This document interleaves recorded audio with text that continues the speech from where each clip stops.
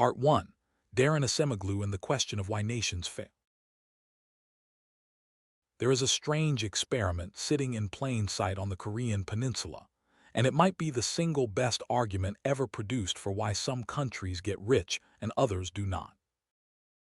Picture the same people, same language, same culture, same food more or less, same music, same ancestors, split apart by a line drawn near the 38th parallel after 1945. North of that line, a command economy run by a single family for 3 generations. South of it, a market economy, messy, unequal, occasionally corrupt, but open. Today, someone living south of that line earns, on average, more than 10 times what someone north of it earns. Satellite photographs of the peninsula at night are almost a piece of visual comedy. The south blazes with light. The north is a black hole with one dim candle where the capital city should be. And this is where Daron Acemoglu begins his whole argument, right? Not with culture, not with geography, not with which crops grow well in which climate. Exactly. For a long time, economists reached for lazy explanations. Some countries are poor because of hot climates, tropical disease, bad soil. Some cultures supposedly value hard work more than others. Acemoglu, working for decades with James Robinson, took a scalpel to all of that and said, look again. The Korean case rules out geography and culture in one stroke, because both halves of the peninsula share exactly the same geography and exactly the same culture. What differs is institutions. Who owns property? Who can start a business without a general's nephew demanding a cut? Who can vote a government out? Who writes the rules and who those rules protect? So the argument is that institutions, not people, not weather, not resources, are the deep cause of prosperity. Institutions, yes, but Acemoglu draws a very specific line between two kinds. He calls them extractive and inclusive.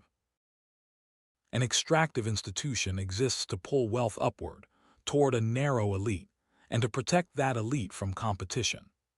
Think of the Spanish crown in the 16th century, which set up colonial systems across Latin America built almost entirely around forced labor and precious metal extraction. The whole apparatus of the state existed to funnel silver out of the mountain at Potosi and into galleons bound for Seville. Nobody was building patent offices or protecting the property rights of local silversmiths, because that was never the point. An inclusive institution does something close to the opposite. It broadens who can participate in the economy, who can own land, who can start a firm, who can bring a grievance to a court and expect a fair hearing. England, after the Glorious Revolution of 1688, is the textbook case. Parliament clawed real power away from the crown, property rights became more secure, and a merchant in Bristol could reasonably expect that if he built a successful trading company, the king would not simply seize it on a whim. That sounds almost too tidy, though. Plenty of listeners will be thinking of extractive regimes that still managed to grow fast for a while. The Soviet Union under Stalin posted enormous industrial growth numbers in the 1930s. This is actually one of the more subtle and more interesting parts of the theory, and I am glad you brought it up, because it is where people who have only heard the headline version of Acemoglu get it wrong. He fully grants that extractive institutions can produce growth. You can order peasants off the land and into factories. You can force capital into steel and tanks. The Soviet Union did this, and for 3 or 4 decades, the numbers were genuinely startling. But Acemoglu's claim is that this kind of growth cannot sustain itself, because it depends on someone at the top directing resources by command, and it actively punishes the kind of unpredictable, decentralized tinkering that produces real innovation over the long run. He calls this the problem of creative destruction, borrowing the term from Schumpeter, who we have covered elsewhere in this series.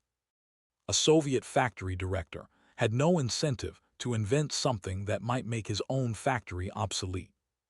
Extractive systems, almost by design, choke off the very process that keeps an economy inventing new things decade after decade. Growth without inclusive institutions is a sprint, not a marathon.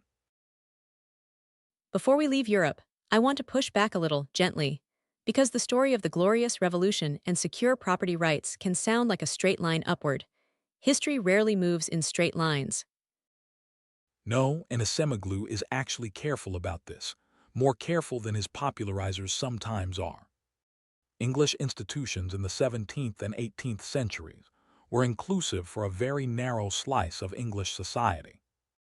If you were a landless laborer, or a woman, or you lived in Ireland under the penal laws, the word inclusive would have sounded like a cruel joke.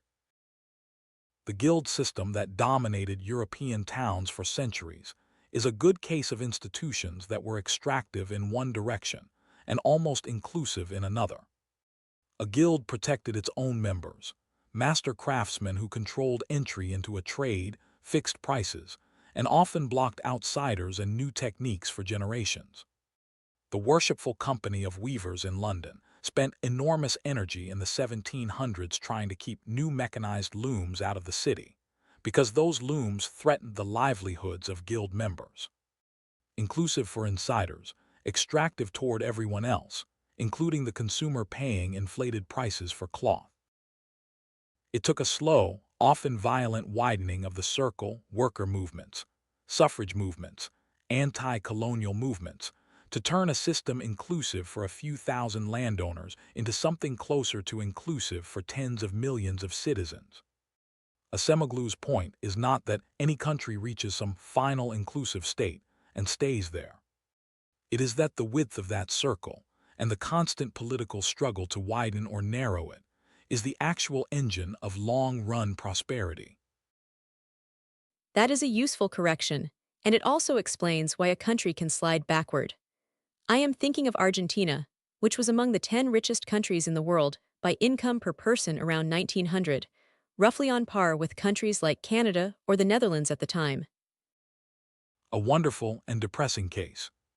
Argentina had an export boom in beef and grain, foreign investment poured in, railways spread across the pampas. But the underlying institutions never fully widened. Political power stayed concentrated among a narrow landholding elite.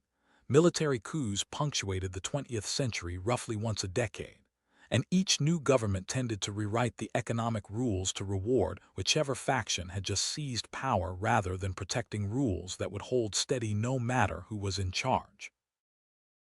By the end of the 20th century, Argentina had fallen far behind the countries it once rivaled. Acemoglu and Robinson use it as their favorite reminder that institutions are not a ladder you climb once and then relax on. They are more like a garden. Stop tending it, let a narrow group start rewriting the rules for its own benefit, and the whole thing can wither within a couple of generations, even if the soil, so to speak, was excellent the whole time. Give us another pair, something outside Europe, because I think people assume this theory is really just a story about the West getting lucky. Botswana and Sierra Leone, both former British colonies in Africa, both rich in diamonds. On paper, nearly identical resource endowments. Sierra Leone's diamond wealth became what economists sometimes call a resource curse, fueling a civil war in the 1990s, so brutal it produced the phrase blood diamonds, with warlords fighting for control of mines rather than building an economy around them. Botswana took the opposite path. At independence in 1966, its leaders built relatively inclusive institutions, negotiated a partnership with the Diamond Company de Beers that actually funneled revenue into the national budget, and maintained comparatively strong property rights and rule of law. Botswana became one of the fastest-growing economies on Earth for several decades running, while Sierra Leone became a byword for state collapse. Same continent, same colonizer, same mineral. Wildly different outcomes, because the institutions inherited and then built after independence were different. Now, listeners are probably also thinking about right now, about today. Where does Acemoglu's thinking point when we look at the present moment, especially with everything happening around artificial intelligence. This is his more recent work, much of it with Simon Johnson, and it is genuinely urgent. The old assumption, going back to 19th century economists, was that new technology eventually raises wages for everyone, because more productive workers get paid more. Acemoglu says this is not automatic at all. It depends entirely on whether the new technology is used to make workers more capable, what he calls augmenting labor, or simply to replace them outright, what he calls automating labor. Think about a supermarket self-checkout machine. That is pure automation. It does not make the cashier more skilled or more valuable. It simply removes the need for the cashier. Compare that to a technology like computer-aided design software for an architect, which makes the architect dramatically more capable and, historically, better paid. Acemoglu's worry is that a lot of current investment in artificial intelligence is aimed at the automation end of that spectrum, replacing call center workers, replacing junior paralegals, replacing translators, rather than the augmenting end. And crucially, he argues this is not some inevitable law of technology. It is a choice made by companies responding to tax codes, to venture capital incentives, to the simple fact that automating a task is often easier to sell than augmenting a worker's skill. Is there a historical precedent for this exact fork in the road, technology that could have gone either way? The textile mills of early industrial England are actually the perfect precedent, and it is a messier story than the popular version everyone learns in school. The power loom did initially devastate hand weavers. Wages for that trade collapsed across the 1810s and 1820s, and the Luddite riots were a real, rational response to real, immediate harm, not simply a story about people who feared change for its own sake.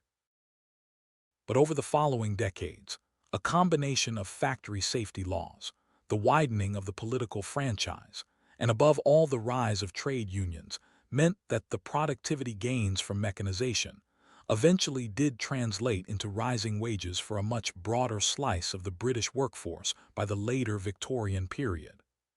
The technology did not decide the outcome on its own. Institutions, fought for in the streets and in Parliament, decided who eventually captured the gains. Acemoglu's argument about artificial intelligence today is essentially, do not assume we get the happy Victorian ending automatically this time. We may be living through the Luddite decade right now, in the early 1810s of this particular story, and what happens next depends on choices being made in tax policy, in labor law, and in corporate boardrooms over the next several years, not on some inevitable arc of technological progress. So the same institutional argument from why nations fail actually applies here too. It is not the technology itself, it is who controls the direction of the technology and whose interests that direction serves. Precisely, and that is the through line of his entire body of work. Whether you are talking about 17th century England, 20th century Korea, or 21st century artificial intelligence policy, the question is always the same. Who gets a seat at the table when the rules are written, and who is left standing outside, hoping the rules happen to be kind to them? Think about your own day-to-day life for a moment. Every time you sign a rental lease, register a small business, or take a landlord to a small claims court and actually expect a fair hearing, you are living inside inclusive institutions that took centuries of political struggle to build, and that can, quite easily, be eroded again if nobody defends them. That is a sobering thought to end a chapter on, but a useful one. In our next part, we turn to Thomas Piketty and a question that follows naturally from everything we have just discussed. Even inside those inclusive institutions Acemoglu praises, why does wealth still pile up so relentlessly at the very top? Which turns out to have an answer you can practically write on the back of a napkin, and we will get there. Part 2, Thomas Piketty and the Arithmetic of Inequality. There is a formula at the heart of this chapter, and I promise it is not intimidating, Because Thomas Piketty himself insisted his entire 1,200-page book on capital could be boiled down to 5 characters. R is greater than G. R stands for the rate of return on capital, what you earn each year from owning stocks, land, buildings, a business, anything that is not a paycheck. G stands for the growth rate of the whole economy, how fast total income expands. When R is bigger than G, year after year, decade after decade, the people who already own capital see their wealth grow faster than the overall economy grows. Wealth concentrates.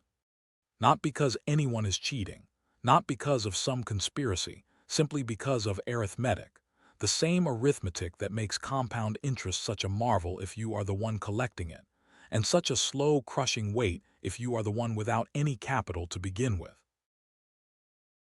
And the astonishing part of Piketty's project is not the formula itself. Economists had toyed with versions of that idea for a long time. It is what he actually did to test it. Right, with Emanuel Sees and Gabriel Zuckman and a small army of researchers, he spent something like 15 years digging through tax records, estate records, and probate documents across France, Britain, the United States, and a dozen other countries, going back in some cases over 200 years. This had simply never been done at that scale. Economists had theories about inequality, but almost nobody had actually built the long-run dataset to check them against. What they found upended a comfortable assumption that had dominated economics since the 1950s, an idea proposed by Simon Kuznets, that inequality naturally rises during early industrialization, and then naturally falls again as an economy matures. A sort of inverted U-shape that everyone assumed was almost a law of nature. Piketty's data showed that the great equalizing period of the 20th century, roughly 1914 to 1980, was not some natural maturing of capitalism at all. It was the direct result of 2 world wars and the Great Depression, physically destroying capital, bombed factories, collapsed stock markets, defaulted bonds, combined with the high wartime and post-war taxation needed to pay for it all. Inequality did not fall because capitalism grew up. It fell because capital got smashed. That is such a different, almost bleaker story than the one most people grew up believing. It really is, and it explains something that puzzled a lot of people starting in the 1980s. Once the post-war decades of rapid growth slowed down, and once capital markets rebuilt themselves and taxes on the wealthy fell sharply in countries like the United States and Britain under Reagan and Thatcher, the old dynamic simply reasserted itself. R climbed back above G, and inequality, measured by the share of national wealth held by the top 10%, began rising again almost everywhere Piketty looked. Think about the difference between your grandparents' generation and yours for a moment, an example that lands for almost anyone listening. In much of the industrialized world in the 1950s and 60s, a single factory income could buy a modest house within perhaps 3 or 4 years of average wages. Today in most major cities, that same ratio has stretched to 8, 10, sometimes 15 years of income. That gap is not an accident or a coincidence of local zoning, though zoning matters too. It is R outrunning G, made visible in the most concrete and personal way imaginable, in the price of a roof over your head. Before we move to Balzac, can we sit with the housing example a moment longer? Because I think it deserves a day-to-day comparison too, something even more immediate than buying a whole house. Fair, let us make it even smaller and more mundane. Think about renting a modest apartment in almost any major capital city today, and compare the portion of a typical monthly paycheck that disappears into rent versus what your parents or grandparents likely paid at the same age. In many cities across Europe and North America, that share has roughly doubled over 2 generations, even as the underlying apartment itself has, if anything, gotten smaller and further from the city center. Meanwhile, the owner of that building, who may have inherited it or bought it decades ago when prices were a fraction of today's, watches its value climb every year with almost no active effort required beyond paying a property tax bill and occasionally fixing a leaking pipe. One person's ordinary paycheck labor, growing slowly. Another person's ownership of a fixed asset, growing steadily faster. That gap, repeated across millions of landlords and millions of renters in city after city, is Piketty's entire thesis compressed into a single unglamorous transaction that happens on the first of every month. Let us get historical, because I know you love the 18th century France comparisons. Piketty draws on Jane Austen and Balzac constantly in the actual book. He does, and it is one of the more delightful choices in an otherwise dense academic work. In Balzac's novel Father Goriot, published in 1835, a character lays out the brutal calculation facing a young, ambitious man in Restoration France. You could study law for years and hope to become a moderately successful lawyer, earning a respectable but unspectacular income. Or you could marry into an inheritance and, with almost no effort at all, secure a far larger income for the rest of your life. Piketty uses this scene to illustrate a society where inherited wealth from the past decisively outweighed anything you could earn through work or merit in the present. That was R towering over G, and it produced the rigid, aristocratic, birth-determined society that novels like Austen's and Balzac's are famous for describing. Piketty's worry, stated quite explicitly, is that many wealthy countries today are drifting back towards something that rhymes with that world, a society where whom you were born to matters more than what you actually do. There is another historical episode worth pausing on, because it shows the pattern working in the opposite direction, wealth compressing rather than concentrating, and it is closer to living memory. The so-called Great Compression in the United States, a term coined by the economic historians Claudia Golden and Robert Margo, describes exactly the decades right after the Second World War, roughly 1945 through the 1970s. Top income tax rates in the United States during parts of this period sat above 90% on the highest earners, an almost unimaginable figure today. Strong labor unions bargained collectively for a much larger share of company profits to flow into wages rather than shareholder dividends. The GI Bill sent millions of returning soldiers to college essentially free of charge, dramatically widening who could access a professional income in the first place. The result was in America, and a broadly similar pattern across much of Western Europe rebuilding after the war, where a single manufacturing wage really could support a family, buy a modest home, and send children to college, precisely the nostalgic image so many political movements today promise to restore.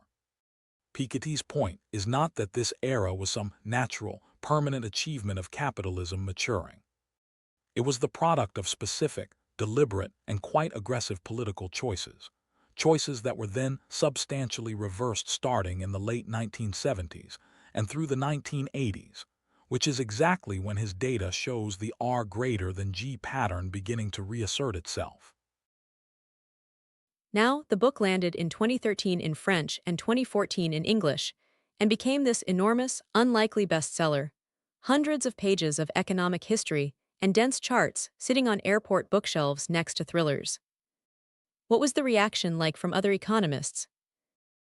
Fierce and worth being honest about, because Richard likes his history complicated rather than tidy, and this debate genuinely was. The Financial Times published a widely read critique, arguing some of Piketty's British wealth data contained errors and questionable adjustments. Piketty responded in detail, defended most of his choices, corrected a few genuine mistakes, and the core finding, rising wealth concentration since the 1980s, held up under an enormous amount of subsequent scrutiny from other researchers using different methods entirely. A deeper and more interesting critique came from economists who accepted the data, but questioned the mechanism.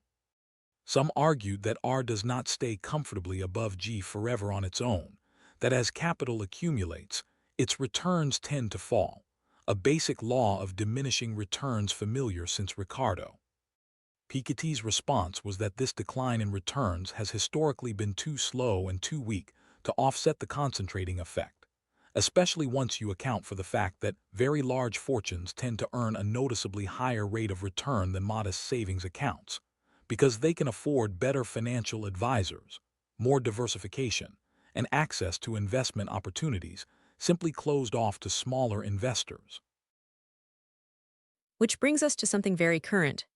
Piketty has continued publishing, most notably a follow-up book on capital and ideology, arguing inequality is fundamentally a political and ideological choice, not a natural economic fact.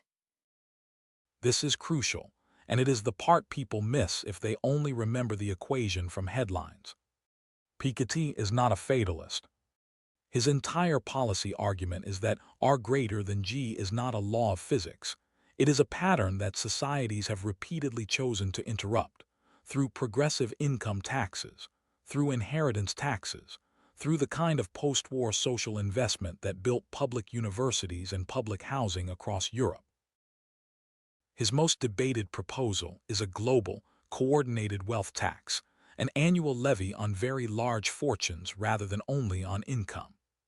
Critics call this politically impossible, pointing out that capital can simply relocate to jurisdictions with friendlier tax rules, a genuine and serious problem that Piketty acknowledges, which is precisely why he insists coordination between major economies is essential rather than optional.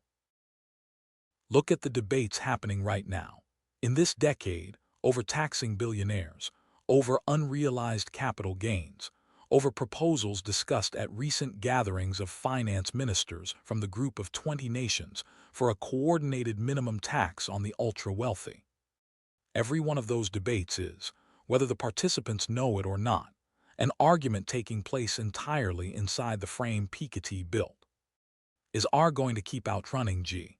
Or are we willing, as previous generations were willing after 2 world wars, to build institutions that interrupt it?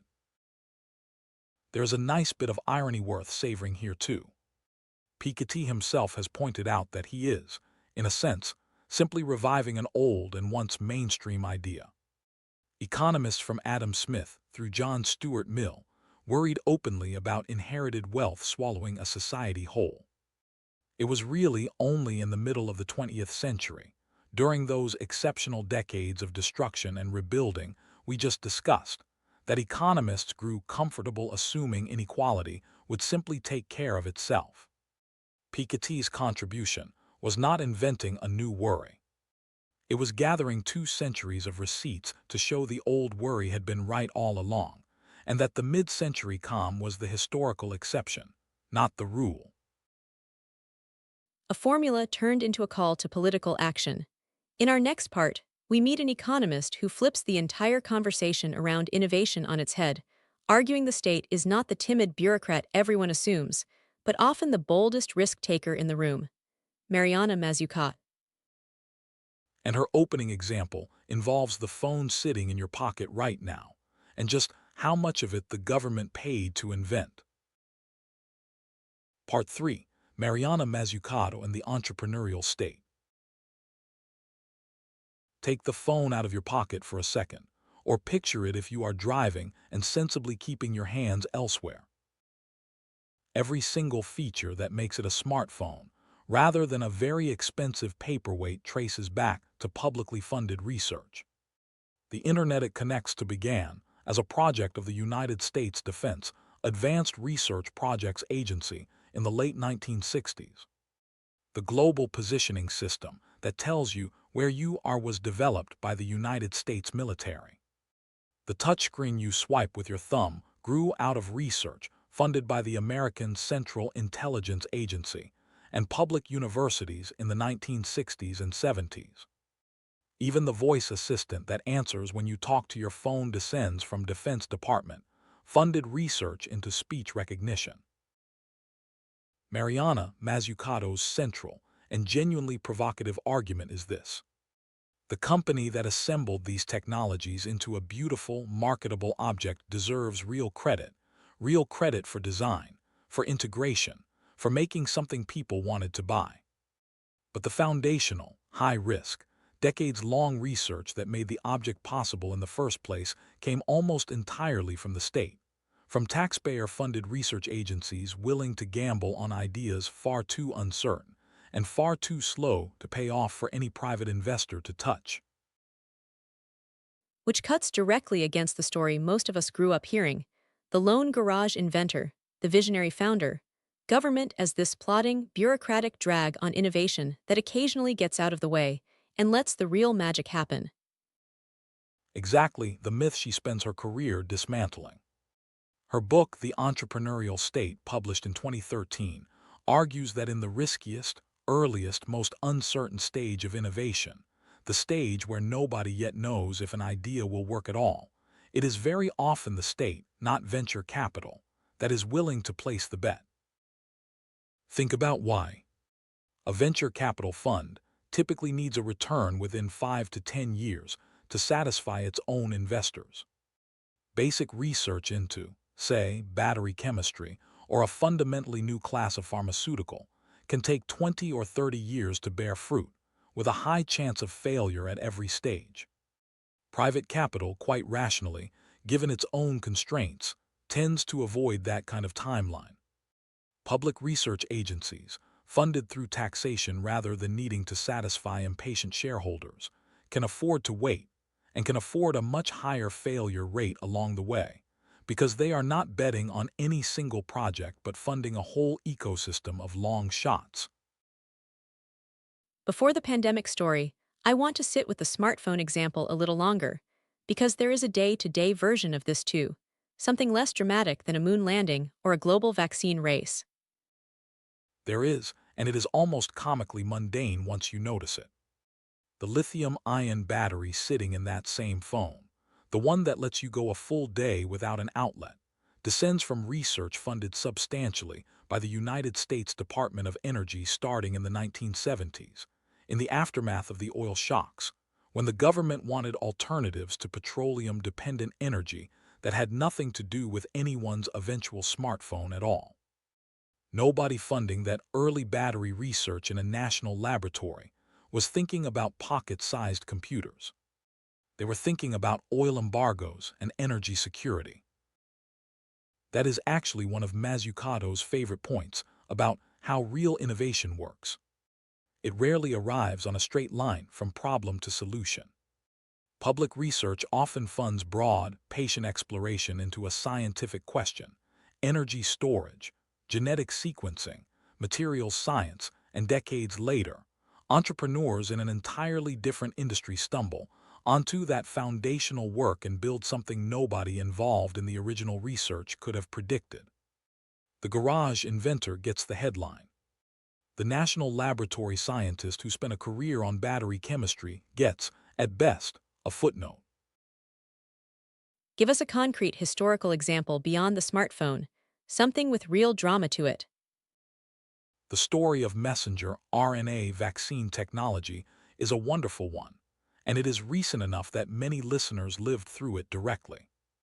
The core scientific breakthrough, figuring out how to modify messenger RNA so the human immune system would not simply destroy it on contact, came from decades of unglamorous, chronically underfunded academic research, including crucial work by Katalin Karl at the University of Pennsylvania, much of it supported by public grants at a time when many private funders and even her own university had grown skeptical the approach would ever work. By the time the coronavirus pandemic began in early 2020, that decades-long public investment meant the underlying platform already existed. What followed, the extraordinarily fast development of working vaccines within roughly 1 year, depended heavily on a further wave of public money, most visibly through programs like the United States government's Operation Warp Speed, which committed billions of dollars in advance purchase, guarantees precisely to remove the financial risk that would otherwise have made pharmaceutical companies move far more cautiously.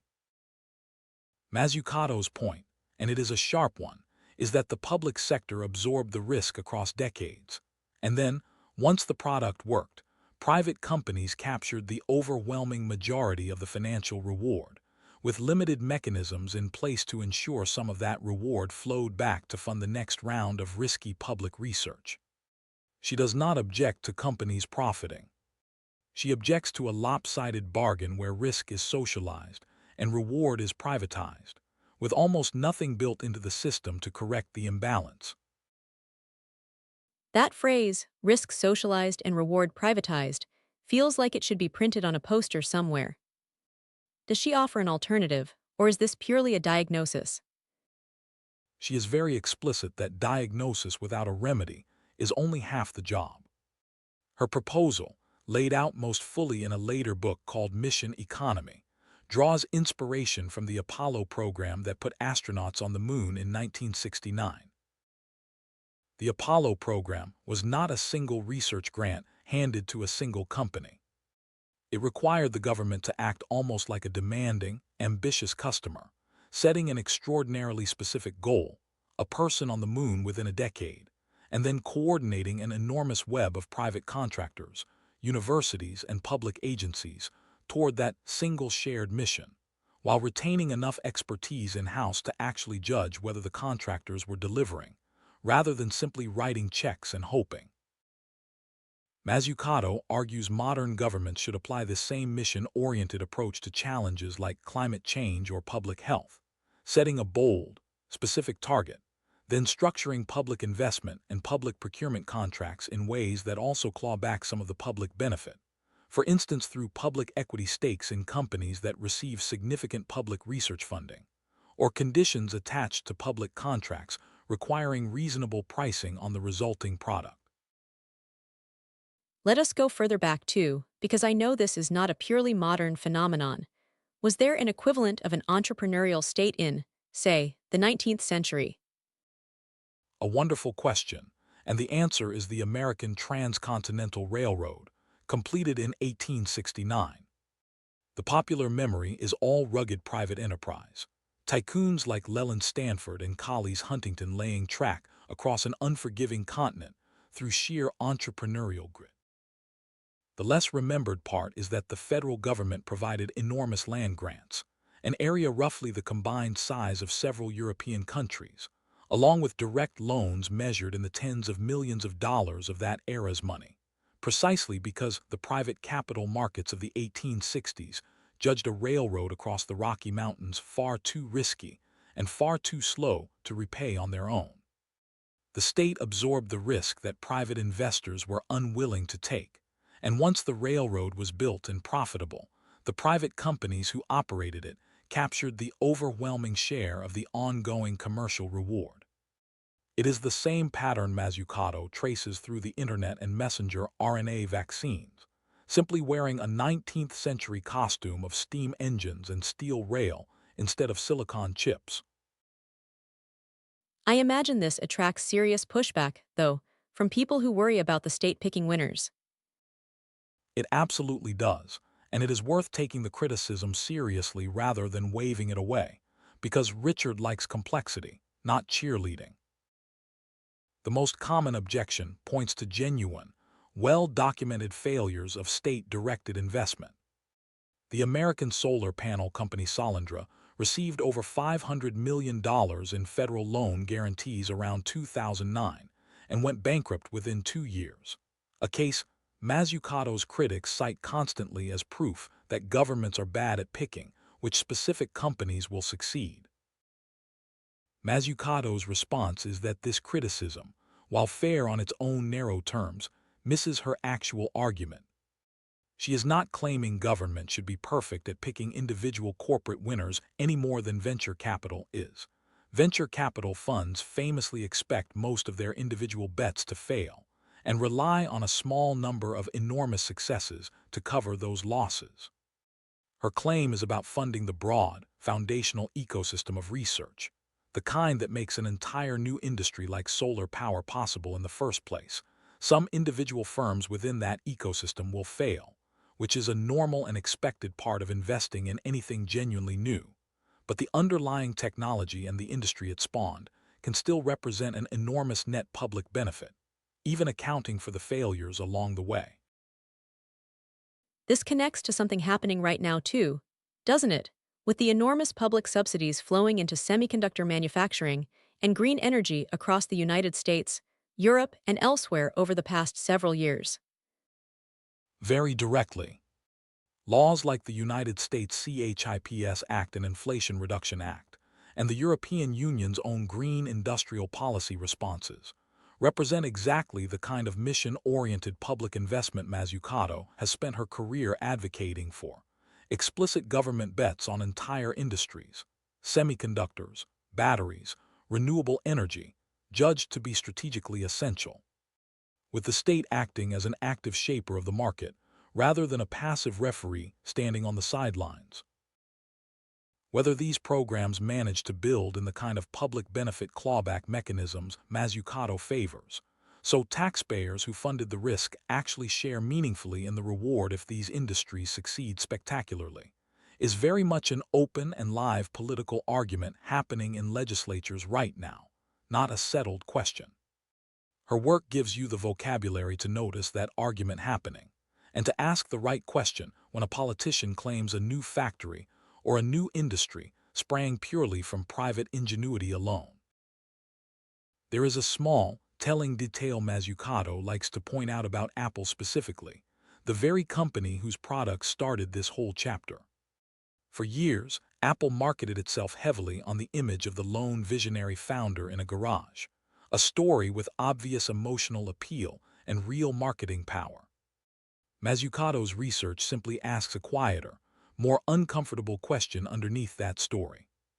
If you removed every single publicly funded technology from an iPhone, the internet, GPS, the touchscreen, the voice recognition, the lithium battery, what would actually be left? Her answer is, remarkably little beyond the industrial design and the brand itself, both of which are genuine achievements, but achievements built almost entirely on a foundation the public paid to lay decades in advance.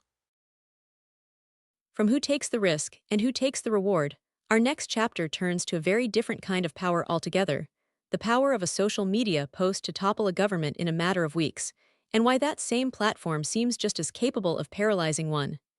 Zeynep Tufekci. A sociologist who was there, on the ground, in Tahrir Square, watching one of the biggest natural experiments in modern political history unfold in real time. Part 4. Zeynep Tufekci and the Network Public.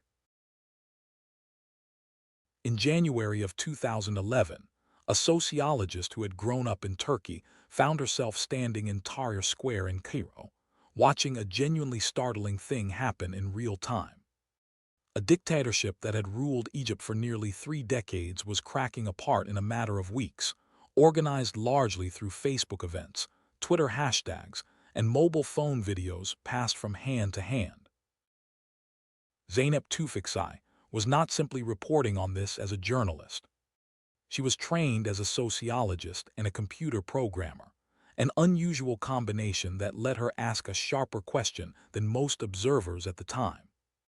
Everyone was marveling at how fast this movement had assembled itself, hundreds of thousands of people in the streets within days. Tufekci's question was different. What happens to a movement that can assemble that fast, once the initial spark burns out? And her answer, if I remember correctly, is not the triumphant one most news coverage offered at the time. No, and this is the heart of her most important book, Twitter and Tear Gas, published in 2017. Her argument is that digitally organized movements often suffer from what she calls a lack of what older movements had almost by necessity: organizational capacity built slowly and painfully over years. Think about the American civil rights movement of the 1950s and 60s as the contrast. The Montgomery bus boycott in 1955 did not spring up overnight. It was the product of years of prior organizing by groups like the Women's Political Council, careful legal strategy from the National Association for the Advancement of Colored People, and a deep bench of trained local leaders who could step in and negotiate, make hard tactical decisions, and sustain the boycott for over a year despite enormous pressure. When Martin Luther King emerged as the public face of the movement, there was an entire, tested organizational structure underneath him, capable of carrying on even under intense strain. Compare that to the Egyptian uprising, or to Occupy Wall Street in the United States that same year, 2011, both organized with breathtaking speed through digital tools, both able to summon enormous crowds almost instantly, and both, in Tufekci's analysis, lacking that same deep bench of tested negotiators and decision-making structures. When the moment came to actually negotiate a transition of power, or to sustain pressure over years rather than weeks, the very same digital tools that made rapid mobilization so easy had allowed the movements to skip the slow, grinding organizational work that might have prepared them for that longer fight. She has a phrase for this, doesn't she? Something about the difference between the ease of turning out and the difficulty of turning power into lasting change.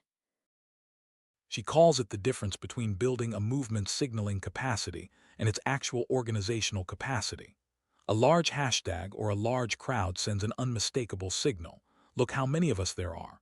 Look how strongly we feel. Governments in the 20th century read a crowd of that size in the street as evidence of months or years of underlying organization, because that used to be the only way to produce a crowd that large. Digital tools broke that old correlation.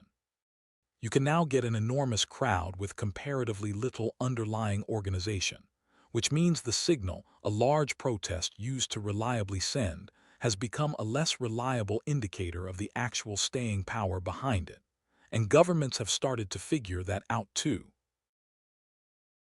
Is there a modern-day, more day-to-day version of that signaling versus organizing gap, something outside of major uprisings, that helps make the idea land for someone who has never been near a protest?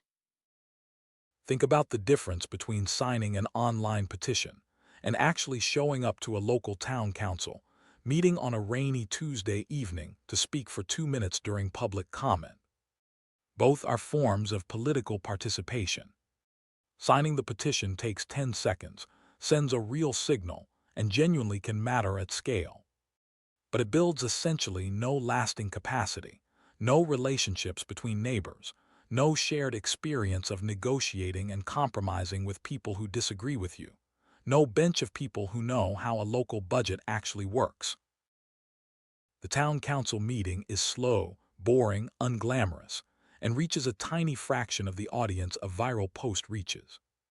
But the small group of regulars who keep showing up, year after year, tend to accumulate exactly the kind of institutional knowledge and relationships that let them actually shape a zoning decision or a school budget in ways a much larger but looser online crowd usually cannot.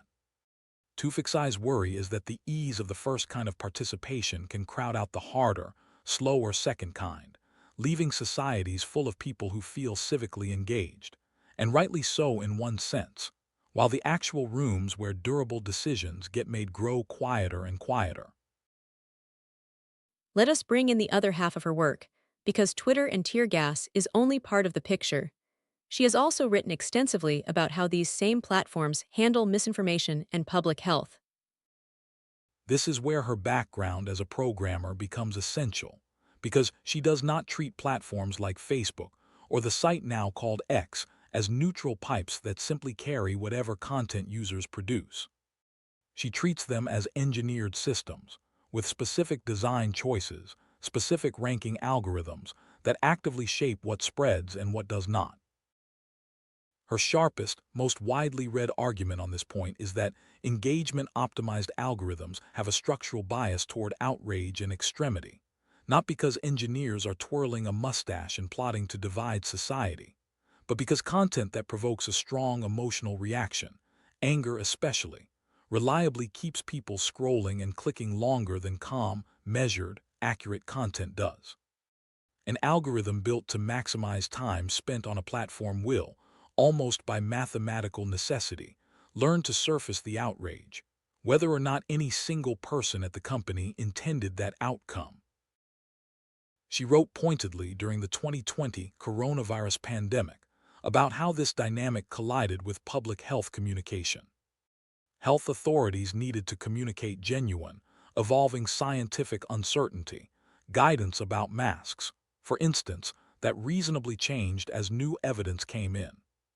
But platforms optimized for engagement tend to reward confident, simple, emotionally charged claims over careful, hedged, evolving ones, which meant confidently wrong content often outcompeted honestly uncertain content in the algorithmic race for attention, a genuinely dangerous dynamic during a live public health emergency. There is also her earlier reporting on the Arab Spring's aftermath specifically, which I think complicates the initial optimism even further. Egypt did not end up a stable democracy.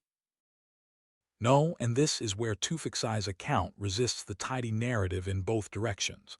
The naive techno-optimism of 2011, when commentators genuinely called these events Facebook revolutions or Twitter revolutions, as though the platform itself had done the political work, and the equally simplistic techno-pessimism that followed once things went badly. After President Hosni Mubarak stepped down in February of 2011, Egypt held a genuinely competitive election, which brought the Muslim Brotherhood's Mohamed Morsi to power in 2012. Morsi's government, in turn, faced enormous street protests within roughly a year over accusations of overreach, and by the summer of 2013, General Abdel Fattah el-Sisi had led a military coup that removed Morsi and installed a government considerably more repressive than the one the original revolution had toppled. Tufekci's analysis is that each stage of this cycle involved rapid, digitally organized mobilization capable of removing a government, but no stage produced the patient, tested, coalition-building institutions capable of governing afterward, or of defending a fragile new democracy against a well-organized old guard, in this case the military, which had never actually lost its own deep institutional capacity built up over decades. The revolution won the sprint repeatedly and lost the marathon. Give us a historical parallel, something from before social media, because I know part of her project is showing this is not entirely a new problem, even if the scale and speed are new. The printing press itself is her favorite parallel, and it is a genuinely humbling one. When Johannes Gutenberg's press spread across Europe in the mid-1400s, it did not simply spread the Bible and calm scholarly treatises. It spread pamphlets, rumors, and, notoriously, a wave of witch-hunting manuals, most infamously a text called the Malleus Maleficarum, published in 1487, which used the new mass printing technology to spread accusations and procedures for witch trials across Europe with a speed and reach no handwritten manuscript could have matched, contributing to a wave of persecution that killed tens of thousands of people, overwhelmingly women, over the following 2 centuries. Tufekci's point is not that the printing press was bad. Obviously, it also spread the Reformation, scientific literature, and eventually the Enlightenment. Her point is that every major leap in the speed and reach of communication technology has historically come bundled with a dangerous transition period, where old institutions built to filter and slow down information, church authorities, universities, licensed printers, simply cannot keep pace with the new technology, and harmful content spreads through that gap before society builds new filtering institutions suited to the new medium. We are, in her view, living through exactly that kind of gap right now with social media, and it took Europe the better part of 2 centuries to build institutions, a free press with professional norms, universal literacy, public libraries, capable of handling the printing press responsibly. We do not have 2 centuries this time. Is there a note of optimism anywhere in her work, or is it fairly bleak overall? There genuinely is, and it is worth ending on. Tufekci is not a technological determinist who thinks platforms are destiny. Her consistent argument is that these are engineered choices. Ranking algorithms, recommendation systems, content moderation policies, and engineered choices can be re-engineered. She has pointed, for instance, to research showing that relatively modest design changes, slowing down how easily unverified content can be reshared, adding small friction before a post goes viral, can measurably reduce the spread of misinformation without heavy-handed censorship, essentially building in a small, deliberate pause where a printing press once had none. Look at the debates happening right now. In 2026, over platform design rules in the European Union's Digital Services Act, over age verification requirements for younger users on major platforms, over transparency requirements forcing companies to disclose how their recommendation algorithms actually work.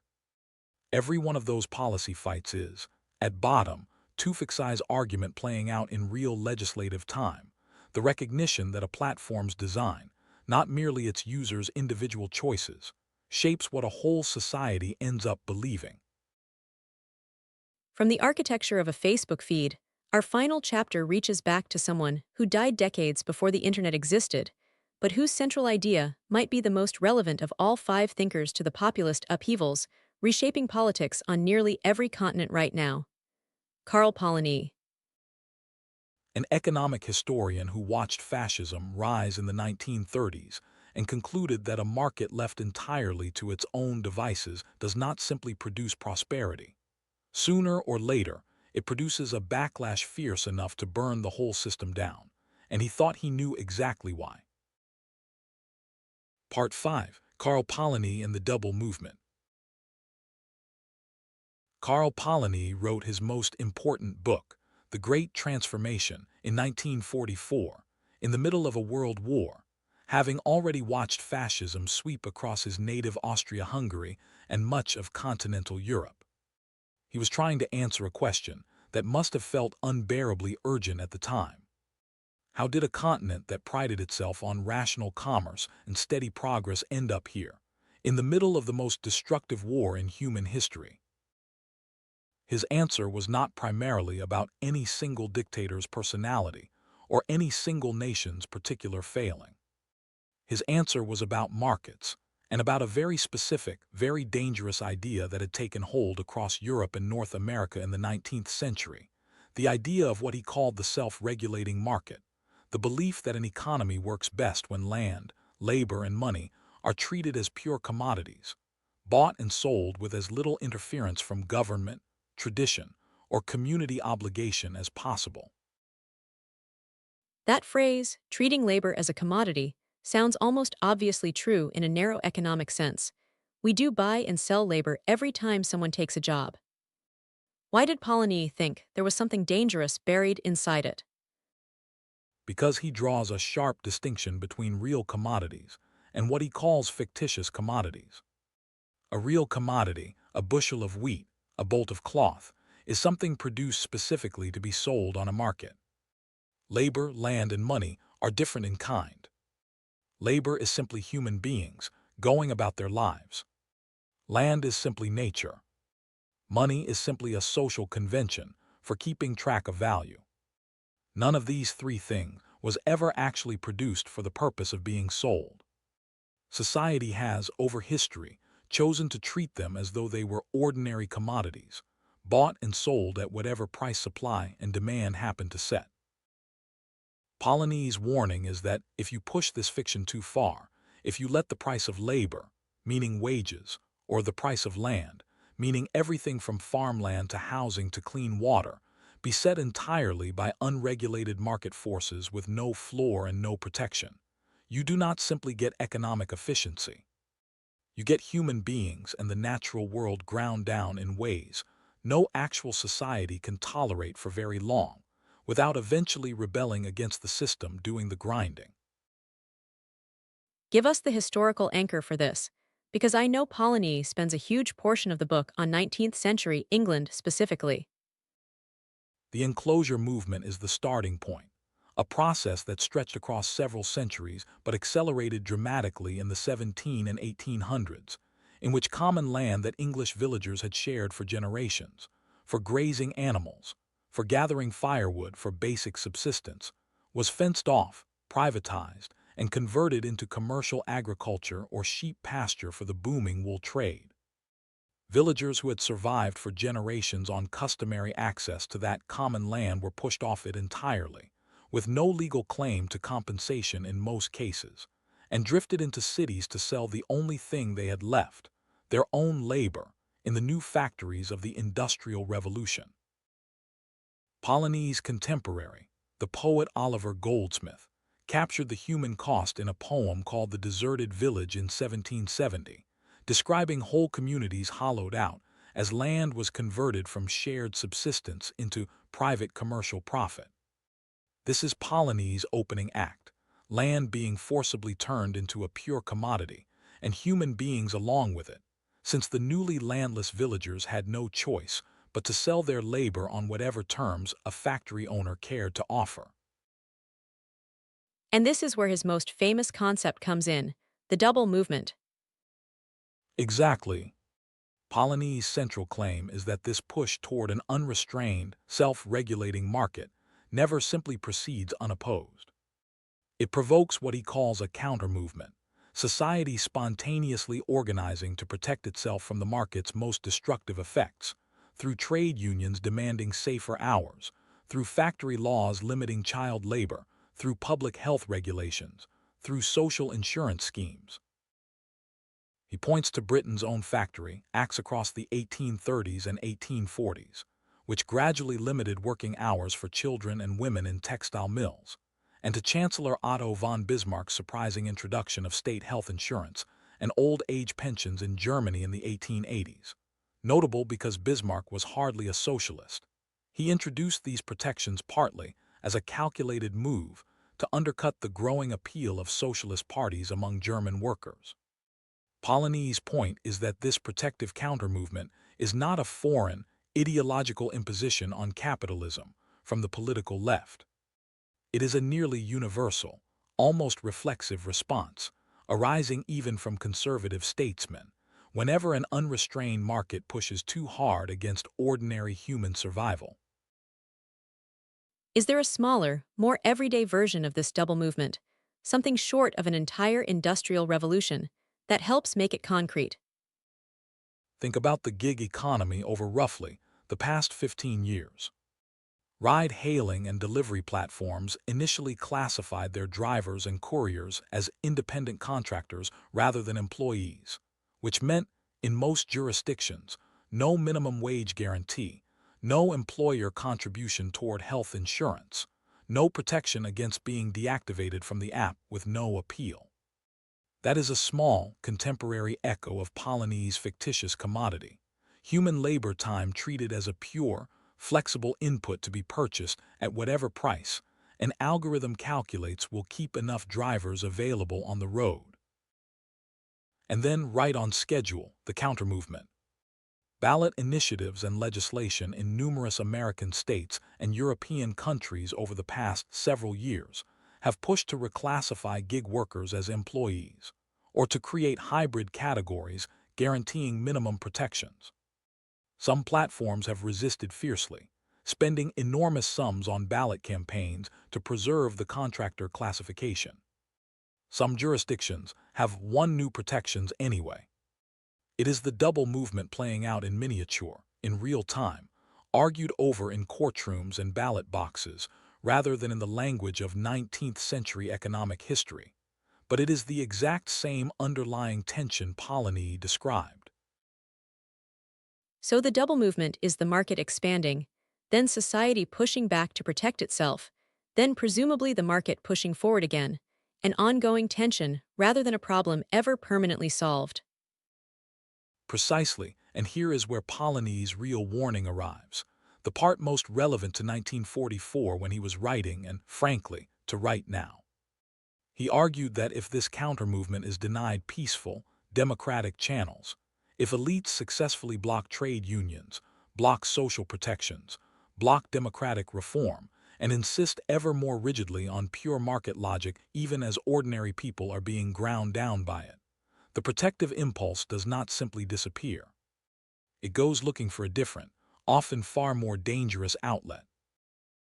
Polanyi's specific argument about fascism is that it rose in Germany, Italy, and elsewhere partly as a monstrous, distorted version of that same protective counter-movement, a promise to shield ordinary people, particularly a threatened middle class watching their savings evaporate in hyperinflation and depression, from the chaos of an unrestrained market and a discredited liberal order that seemed to offer no protection at all. Fascism offered protection, community, and a scapegoat, all wrapped together, precisely because democratic institutions had failed to offer effective protection through peaceful means first. That is a genuinely uncomfortable argument, because it suggests the danger is not simply extremism appearing out of nowhere, but extremism filling a vacuum left by a market pushed too far without adequate democratic correction. Which is exactly why Polanyi has experienced such a striking revival in relevance over the past decade. After being a fairly obscure figure in mainstream economics for much of the post-war period, when the field was dominated by more purely market-oriented thinking. Consider the wave of populist movements that have reshaped politics across Europe and North America since roughly the mid-2010s, from Brexit in Britain in 2016, through the rise of nationalist parties across France, Italy, Germany, and Hungary, through significant populist realignments within American politics across the past decade. Economists and political scientists studying these movements have repeatedly found the strongest correlation is not simple poverty, but exposure to rapid economic dislocation, regions hit hardest by manufacturing job losses tied to accelerated globalization and automation from the 1990s onward, regions where the promised safety net of retraining programs and adjustment assistance mostly failed to materialize at the scale the dislocation required. This is close to a textbook Polynesian pattern, a self-regulating global market pushing hard into communities, a protective counter-movement that democratic institutions were slow or unwilling to deliver adequately, and a resulting political anger available for populist and, in some cases, explicitly nationalist and exclusionary movements to capture and redirect. Does Polanyi offer any way out of this cycle?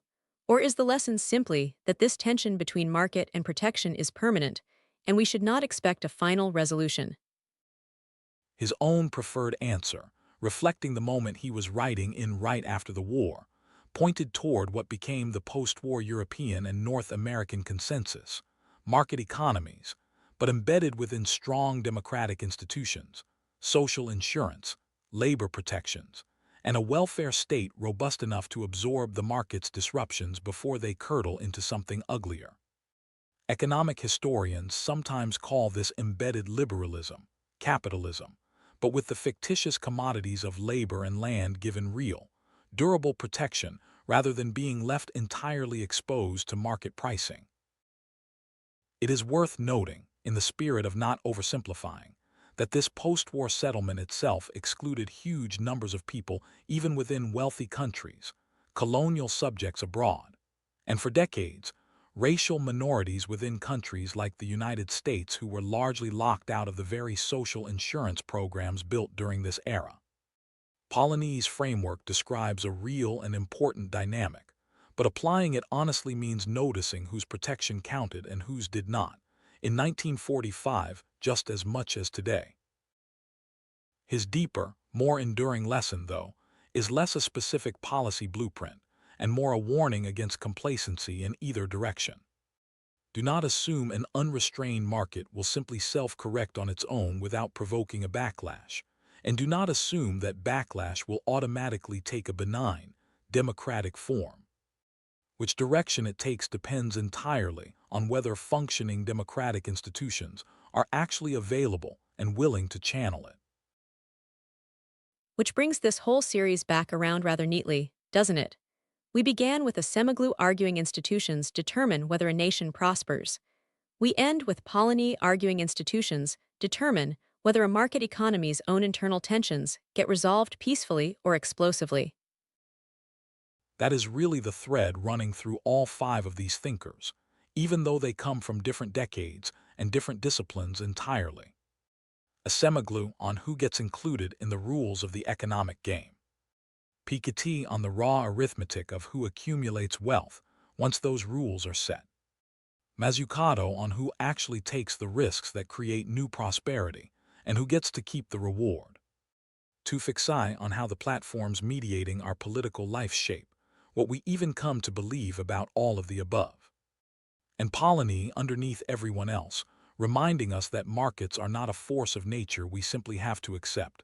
They are a human institution, embedded in a society that will, sooner or later, one way or another, insist on protecting itself. None of these five would claim to have the final word. But taken together, they give you a genuinely sharper set of eyes for reading the news tomorrow morning, whether the headline is about an election, an artificial intelligence policy debate, a housing crisis, or a protest movement erupting somewhere in the world seemingly overnight. A fitting place to close this series. Thank you for walking through all five with us. Thank you for asking the questions that kept me honest along the way.